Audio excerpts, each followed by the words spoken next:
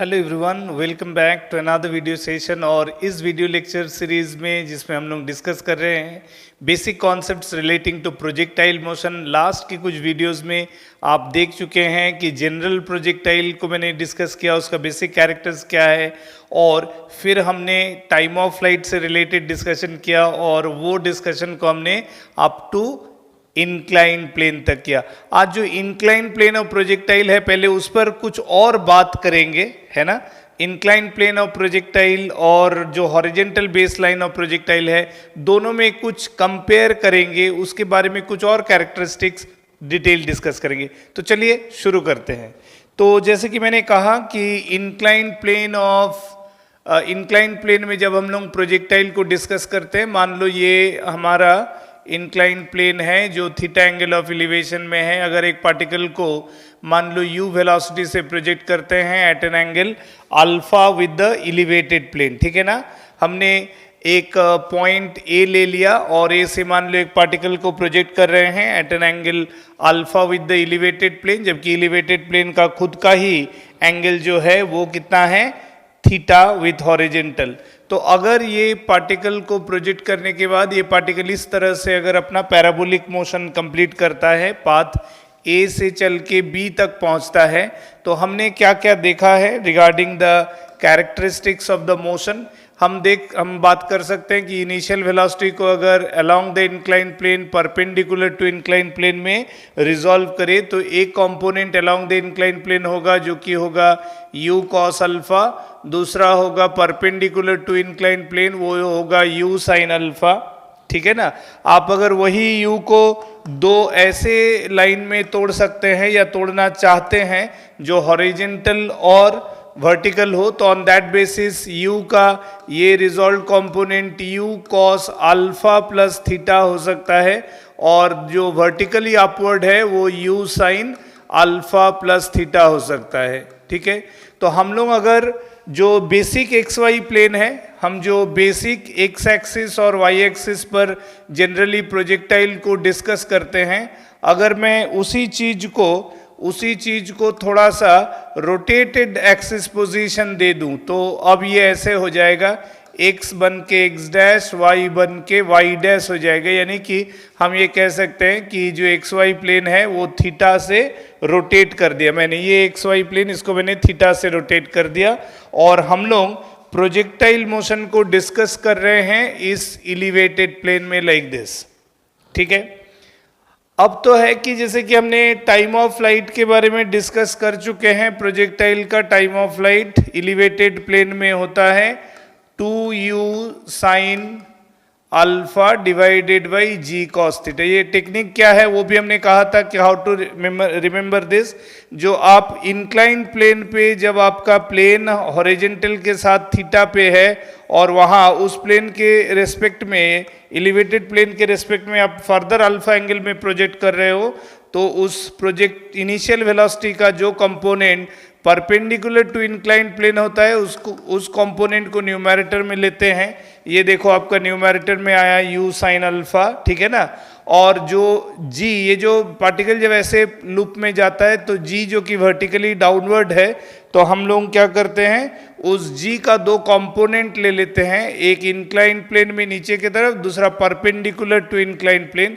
तो ये जो component of acceleration g cos theta है जो इंक्लाइन प्लेन ए बी का जो लाइन है उससे परपेंडिकुलर, तो डिनोमिनेटर में वो g cos थीटा आता है। तो ये टाइम ऑफ फ्लाइट है। अब है कि हम लोग जो जनरल प्रोजेक्टाइल जो डिस्कस करते हैं उस प्रोजेक्टाइल में हम लोग ऐसे डिस्कस करते हैं कि अगर एक पार्टिकल को आप इस तरह से u एंगल और थीटा में प्रोजेक्ट कर रहे हो, तो हमारा डिस्कशन होता है projectile on a horizontal base line like this. इसमें हम डिस्कस करते हैं कि पार्टिकल का जो इनिशियल वेलोसिटी है उसका हॉरिजॉन्टल कंपोनेंट यानी u cos थीटा हमेशा कांस्टेंट रहता है, न्यूमेरिकली ये कांस्टेंट रहता है, ये वेरी नहीं करता है। कारण है कि g जो कि वर्टिकली डाउनवर्ड डायरेक्शन पे है, g की वजह से वर्टिकल डाउनवर्ड है, इसीलिए हॉरिजॉन्टल वेलोसिटी उससे इन्फ्लुएंस नहीं होता है और वो कांस्टेंट रहता है, ठीक है, ये कारण है, ये वर्टिकल वेलोसिटी है इनिशियल पोजीशन पे। यही कारण है कि अगर मैं टॉप मोस्ट पॉइंट से ये अगर टॉप मोस्ट पॉइंट P है और P से एक वर्टिकल लाइन ड्रॉ करूं, तो ये जो दोनों पाथ है, असेंडिंग मोशन और इधर का जो डिसेंडिंग मोशन है, ये लगभग आइडेंटिकल है। मतलब आप इस वर्टिकल लाइन को अगर एक प्लेन मिरर मान लो, तो ये जो असेंडिंग पार्ट है, डिसेंडिंग पार्ट उसी का मिरर इमेज लगेगा, ठीक है ना। तो सिमेट्रिक होता है, कहने का मतलब है सिमेट्रिक होता है। हर वो पेयर ऑफ पॉइंट्स जो एक हॉरिजेंटल लेवल पर है, वहां काइनेटिक एनर्जी कंजर्व होता है। कहने का मतलब है कि इस पॉइंट में अगर वेलोसिटी हमने v1 देखा, तो बिल्कुल इसका जो डिसेंडिंग मोशन का ये पॉइंट है, यहाँ भी वेलोसिटी हमको v1 दिखेगा। यहाँ अगर एंगल मेरे को अल्फा दिखेगा, तो इस पॉइंट में भी हॉरिजेंटल के साथ मेरे को एंगल अल्फा दिखेगा। यानी कि दो points about this line passing through the maximum height, जो असेंडिंग और डिसेंडिंग में सिमेट्रिक पॉइंट है, वहां वेलोसिटी मैग्नीट्यूडिकली और डायरेक्शन विद द हॉरिजेंटल के साथ जो एंगल है नेट वेलोसिटी का, वो सेम बनेगा। असेंडिंग में ऊपर की तरफ, डिसेंडिंग में नीचे की तरफ।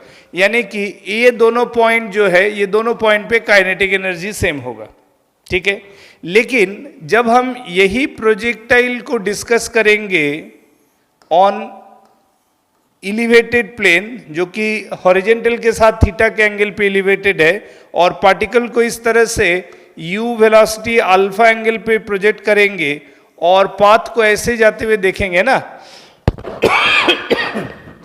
तो ये जो पाथ है, ये जो टॉप मोस्ट पॉइंट आप कह सकते हो, ये जो पॉइंट हमारे हिसाब से जो टॉप मोस्ट पॉइंट है, ठीक है ना, ये जो टॉप मोस्ट पॉइंट है, इस पॉइंट को अगर P कहे, जो कि maximum distance away from the elevated plane of AB है।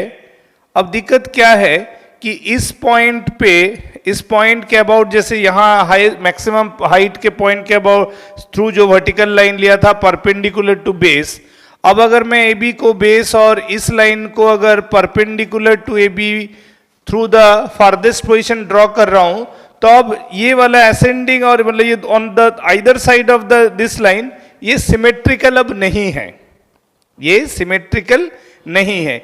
इस कारण से A पर जो वेलोसिटी और जो डायरेक्शन है, B पर पार्टिकल का वेलोसिटी और डायरेक्शन डिफरेंट होगा, ठीक है।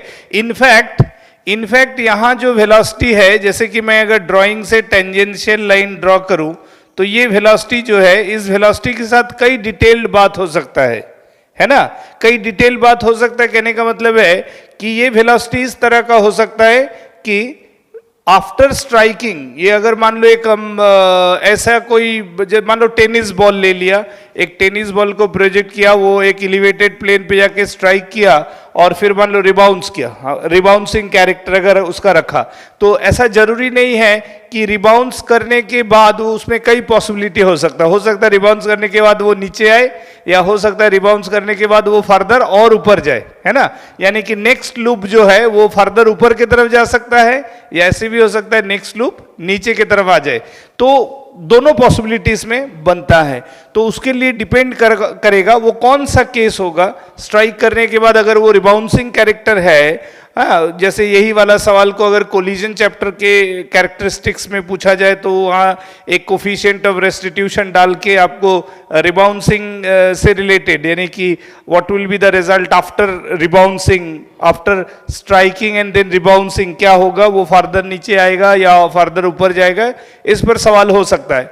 तो कहने का मतलब है कि यहाँ जो वेलोसिटी, मतलब जो मैग्नीट्यूड ऑफ वेलोसिटी और जो एंगल है, इस जगह का मैग्नीट्यूड और वेलोसिटी, मतलब मैग्नीट्यूड ऑफ वेलोसिटी तो अनइक्वल होगा। इनफैक्ट यहाँ जो एंगल है, मान लो अगर वो थीटा डैश है, तो ये जो अल्फा और थीटा डैश का जो बात है, ये भी अनइक्वल होगा, ठीक है।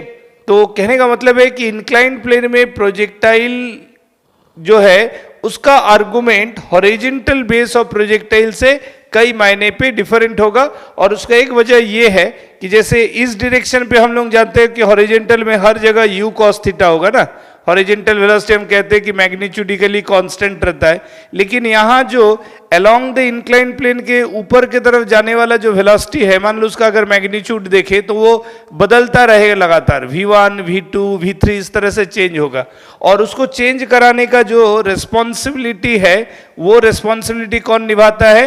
g का। ये जो g जो वर्टिकली डाउनवर्ड एक्ट करता है उसका एक कंपोनेंट तो g cos थीटा इधर चला जाता है, दूसरा जो कंपोनेंट है वो g sin थीटा है, वो डाउन द इंक्लाइन प्लेन काम करता है, और वो along the inclined plane या parallel to the inclined plane वाला जो वेलोसिटी जिसको कि मैंने v1 v2 v3 कह रहे हैं उसको रिड्यूस कराता है। इसलिए ये जितना ऊपर जाएगा ये जो v1 v2 v3 ये लगातार डिक्रीज करता रहेगा।